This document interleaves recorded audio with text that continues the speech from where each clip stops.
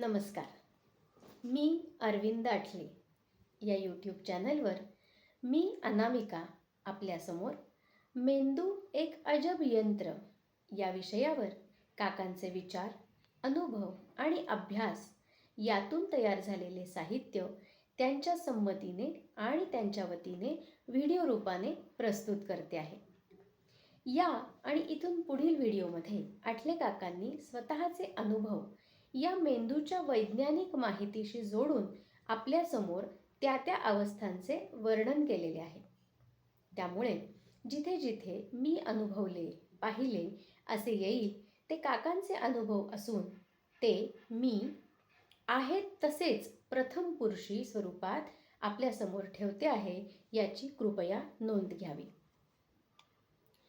आध्यात्मिक प्रवासात एका गुरूंनी धोका दिल्यामुळे मी प्रचंड व्यसनाधीन झालो. गुरु किती पारखून घेतला पाहिजे हे या ठिकाणी समजते. पण योग्य दिशा मिळाल्याने माझे ते व्यसन नंतर नाहीसे झाले. आध्यात्मिक प्रवासात जेव्हा गुरु मानलेली व्यक्ती धोका देते तेव्हा तो केवळ मानसिक धक्का नसून तो आत्मिक विश्वासाला गेलेला तडा असतो. अशा वेळी मनाला आलेली मरगळ घालवण्यासाठी माणूस व्यसनाकडे वळतो.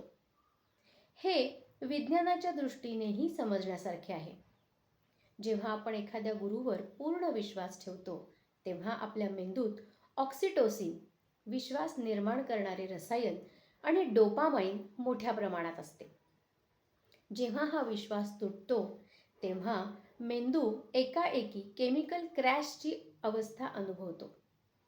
त्या पोकळीतून येणारी प्रचंड निराशा भरून काढण्यासाठी मेंदू बाहेरच्या उत्तेजकांचा म्हणजेच व्यसनांचा आधार घेतो. ते व्यसन तात्पुरते का होईना पण तुटलेल्या विश्वासाच्या वेदना विसरायला त्याला मदत करते. मला पुढे जेव्हा योग्य दिशा मिळाली तेव्हा मेंदूने एका क्षणात माझे व्यसनाचे मार्ग सोडून दिले आणि नवीन मार्ग स्वीकारला. याला न्यूरोप्लास्टिसिटी असे म्हणतात. एखाद्या साधकाला सत्याचा साक्षात्कार होतो तेव्हा मेंदूतील आनंदाची केंद्रे इतकी तृप्त होतात की दारू किंवा इतर कोणत्याही अंमली पदार्थातून मिळणारा आनंद त्याला त्यापुढे तुच्छ वाटू लागतो आणि म्हणूनच ते व्यसन सुटू शकते.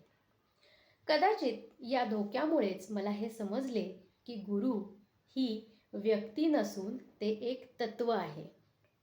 जर त्या व्यक्तीने धोका दिला नसता तर कदाचित मी त्या व्यक्तीतच किंवा व्यक्तिपूजेतच अडकून पडलो असतो. त्या धक्क्याने मला खऱ्या आणि खोट्यामधल्या फरक दाखवला. माझ्या साधनेतील तो एक अत्यंत महत्त्वाचा वळणबिंदू होता. व्यसन सुटणे हे केवळ शारीरिक नव्हते तर ते माझ्या न्यूरॉन्सचे शुद्धीकरण होते. आयुष्याची 12 वर्षे मी या व्यसनाधीन अवस्थेत काढली. काही वेळेला परीक्षा किती कठीण असू शकते याचे हे उदाहरण आहे. अशा वेळी प्रचंड तितिक्षा असावी लागते. हा अविश्वासाचा काळ असू शकतो जो तुम्हाला पूर्ण पतनाकडे नेऊ शकतो. परंतु त्यावेळी मला माझ्या पूर्वजन्मातील गुरूंचे आणि साधनेचे स्मरण होते. त्यावेळच्या साधनेचे संस्कारही खोलवर रुजलेले असावेत. त्यामुळे 12 वर्षे मी आशेवर दिवस काढले. कारण माझे महाकारण शरीर त्या गुरुत्वाच्या सत्याशी आधीच जोडलेले होते. कदाचित ते 12 वर्षाचे एखादे तपच झाले असावे. मी पूर्ण व्यसनाधीन असूनही माझ्यातला साधक जागा होता. म्हणूनच मी त्यातून बाहेर पडलो. हे एखाद्या ढगामागे लपलेल्या सूर्यासारखे होते. ढग म्हणजे व्यसन किंवा धोका कितीही काळे असले तरी सूर्याचे म्हणजे गुरूंचे संस्कार म्हणजेच अस्तित्व संपले नव्हते. त्याही काळात मी पत्नीला हे सांगत होतो की मी यातून बाहेर येईन. त्या काळात पत्नीने दिलेले साथ ही माझ्या पूर्वपुण्याईचेच फळ असावे. त्या 12 वर्षांनी मला हे शिकवले की खरा गुरु हा शरीराबाहेर नसून तो आपल्या आतल्या जाणीवेत असतो. बाहेरचा गुरु फक्त त्या जाणीवेची आपल्याला आठवण करून देत असतो. याही काळात मला त्या फसव्या गुरूंचा कधी राग आला नाही. उलट गुरु कसा नसावा हे त्यांनी मला अप्रत्यक्षपणे शिकवले. ती 12 वर्षे मी माझ्या भोगाची 12 वर्षे होती असे समजलो. एखादा डॉक्टर रोग पाहून आरोग्याची किंमत समजून घेतो, तसे मी त्या फसव्या गुरूंच्या माध्यमातून सत्य गुरुतत्वाची शुद्धता पारखून घेतली.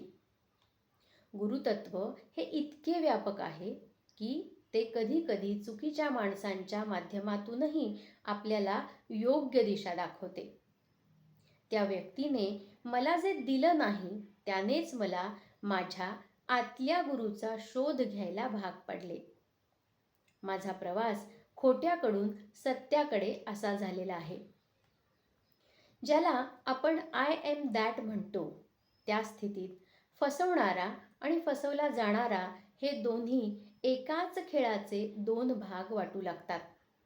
कदाचित मोठ्या वृक्षाखाली दुसरा वृक्ष वाढू शकत नाही म्हणून त्यांनी मला दूर केले असावे. त्या फसव्या गुरूंना दोष न देता मी त्यांना त्या खेळातील एक पात्र म्हणून पाहिले. ज्ञानेश्वर माऊली म्हणते, जे जे भेटे भूत तेथे मानिजे भगवंत. मी त्या फसवणुकीलाही भगवंताचा किंवा बोधाचा अंश समजतो. त्या 12 वर्षाच्या अंधाराच्या अनुभवाने प्रकाश काय आहे हे मी समजू शकलो. आणखीन एक घटना मला आठवते. शवासनाच्या अवस्थेमध्ये माझे जड शरीर इथेच ठेवून श्री गुरूंना भेटायला त्यांच्या हिमालयातील गुहेत ते मला घेऊन गेले होते. परत आल्यावर मी पत्नीला उठवले. माझ्या जड शरीराचे हातपाय सुद्धा बर्फासारखे थंड झालेले होते. हे कसे काय झाले याचे मला कोडेच होते. या मेंदूच्या अभ्यासात मला त्याचेही उत्तर मिळाले.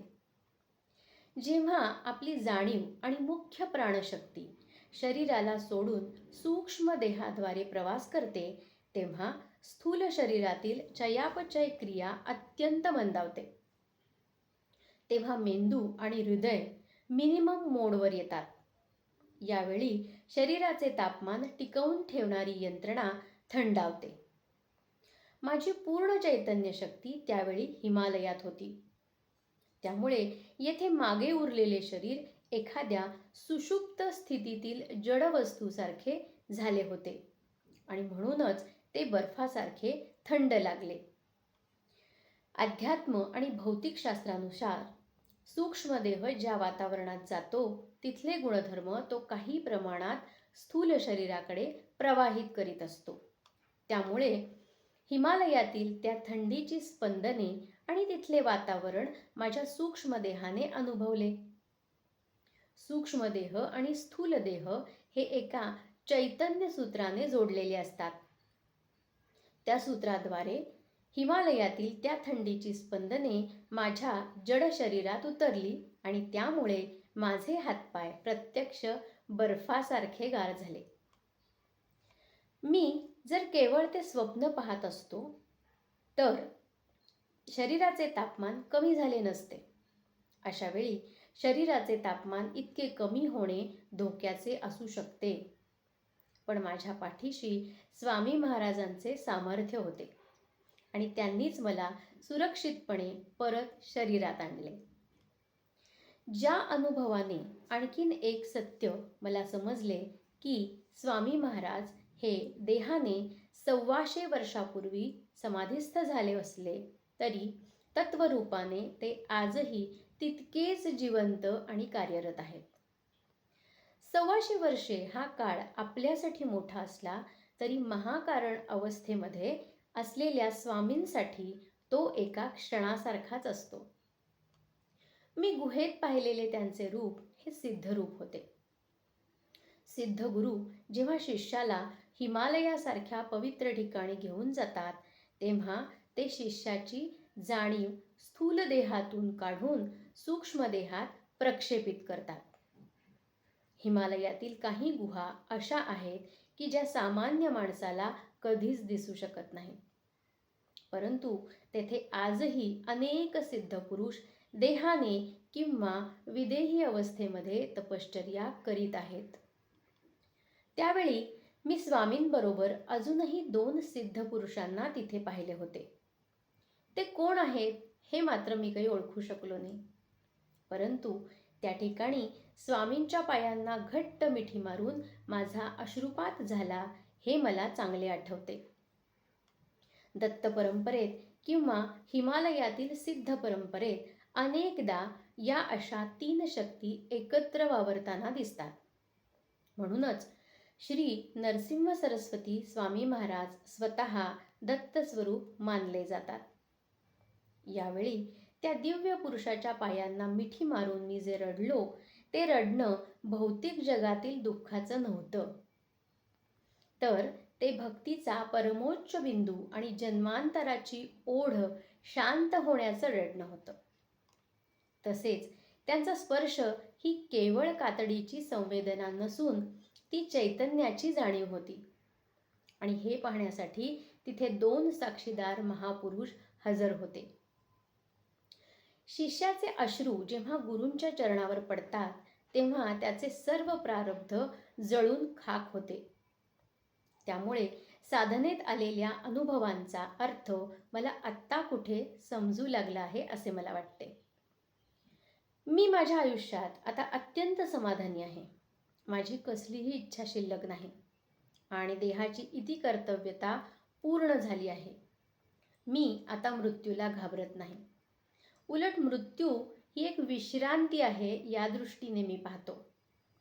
एखादा नट नाटक संपल्यानंतर आपली वेशभूषा उतरवून ठेवायला आनंदाने तयार असतो, तशीच ही माझी स्थिती आहे. मेंदूचा अभ्यास करता करता मी गुरुतत्वाचाही अभ्यास केला आणि माझ्या आयुष्यात प्रचंड उलथापालथ घडवणाऱ्या एका प्रसंगाची आठवण मला झाली. अत्यंत उच्च कोटीला पोचलेले अनेक साधक नंतर कसे बिघडतात हे मी फार जवळून पाहिलेले आहे आणि त्याची कारणमीमांसा मला आता करावीशी वाटते. आणि त्याद्वारे अनेक लोकांना धोक्याचा कंदीलही दाखवण्याची माझी इच्छा होते. मेंदूचे विज्ञान आणि आध्यात्मिक मानसशास्त्र यांच्या मदतीने या पतनाचे विश्लेषण आता आपण करूया. मेंदूमध्ये काही प्रिमिटिव्ह सर्किट्स असतात, जी जगण्याची इच्छा, लैंगिकता आणि सत्ता यांच्याशी जोडलेली असतात. विज्ञानानुसार एखादा साधक उच्च अवस्थेपर्यंत पोचला तरी त्याच्या मेंदूतील जुन्या संस्कारांच्या आठवणी पूर्णपणे नष्ट झालेल्या नसतात. त्या केवळ सुषुप्त असतात.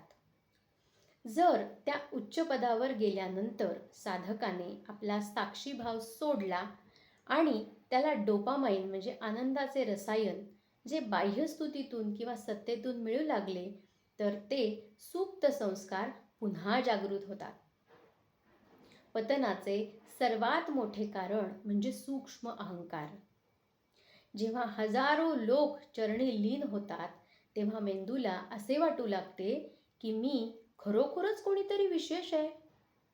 ज्या क्षणी गुरु स्वतःला कर्ता मानू लागतो आणि गुरुतत्वाऐवजी स्वतःच्या देहावर प्रेम करू लागतो त्या क्षणी त्याच्यातील विवेक लोप पावतो.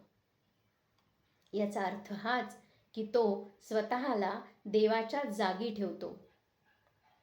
अहम ब्रह्मास्मी म्हणजे मीच हे जग चालवतो अशी त्याची भूमिका होऊ लागते. काही वेळा साधनेने सिद्धी किंवा मानसिक शक्ती प्राप्त होते, पण चित्तशुद्धी पूर्ण झालेली नसते. तो भावना आणि वासना यावर पूर्णपणे ताबा मिळवू शकलेला नसतो. अशा वेळी प्रचंड ऊर्जा असते, पण ती योग्य दिशेला वळवण्यासाठी लागणारा संयम नसतो. त्याला खरं म्हणजे गुरु या नटाचं काम करायचं असतं, पण लोक गुरुपदाच्या भूमिकेतच अडकतात. त्यांना वाटते की ही भूमिका नसून हेच त्यांचं अस्तित्व आहे. जेव्हा माणूस स्वतःच्या भूमिकेशी इतका एकरूप होतो की त्याला आपल्या मर्यादा दिसत नाहीत, तेव्हा त्याचे पतन अटळ असते. अनेकदा गुरुपदावर बसलेल्या व्यक्तीच्या आजूबाजूला केवळ होला हो म्हणणारे भक्त असतात. त्यामुळे त्या व्यक्तीला स्वतःच्या चुका दिसतच नाहीत. जर तिथे वैराग्य नसेल तर भोगाच्या वस्तू आणि सत्ता त्या व्यक्तीला खाली खेचतात. ज्या क्षणी गुरुला वाटते की मीच देव आहे, अहंकारामुळे त्याला हे वाटते, त्या क्षणी त्याचे पतन होते. आणि ज्या क्षणी गुरुला वाटते की मी तर केवळ त्या स्वामींचा दास आहे, तेव्हा तो सुरक्षित राहतो. त्याला आयुष्यभर सतर्क राहण्याची गरज असते. त्याच्या गुरुवर त्याचे अत्यंत प्रेम आणि शरणागती असावी लागते, तरच त्याचा गुरु त्याला त्यातून वाचवतो. माझ्या सद्गुरूंनी जो विवेक आणि वैराग्याचा प्रथम उपदेश मला केला होता, तो किती योग्य होता हे आता लक्षात येईल. गुरुपदावर बसलेली व्यक्ती जेव्हा स्वतःला त्या गुरु या भूमिकेपेक्षा मोठी समजू लागते, तेव्हा त्याचा विवेक लोप पावतो. विवेक आपल्याला सतत सांगत असतो की तू केवळ माध्यम आहेस, करता नाहीस. मानसन्मान, पद, प्रतिष्ठा किंवा भक्तांच्या रांगा हे सर्व अनित्य आहे. जे नित्य आहे ते म्हणजे तुमच्या आत असलेले गुरुतत्व. जेव्हा विवेक जागा असतो तेव्हा बाह्य चमत्कृती आणि स्तुती साधकाला शिवू शकत नाहीत. विज्ञानाच्या भाषेत सांगायचे तर विवेक म्हणजे मेंदूच्या प्रीफ्रंटल कॉर्टेक्सचे पूर्ण नियंत्रण. जेव्हा वासना आणि अहंकार डोकं वर काढतात, तेव्हा जागृत विवेक त्यांना तात्काळ ओळखून बाजूला करतो. ज्यांचे पतन झाले त्यांनी स्वतःच्या विचारांकडे साक्षीभावाने पाहणे सोडून दिलेले असते. इति कर्तव्यता पूर्ण झाली असली तरी विवेक शेवटपर्यंत जागा ठेवावा लागतो. कारण माया ही अत्यंत सूक्ष्म असते की ती कोणत्याही रूपात, अगदी गुरुतत्वाच्या रूपानेही अहंकार निर्माण करू शकते. यानंतरच्या भागात आपण प्रामुख्याने आणखी काही अनुभवांचा आणि कामभावनेचा सविस्तर विचार करणार आहोत. आज इथेच थांबू. पुन्हा भेटू. नमस्कार.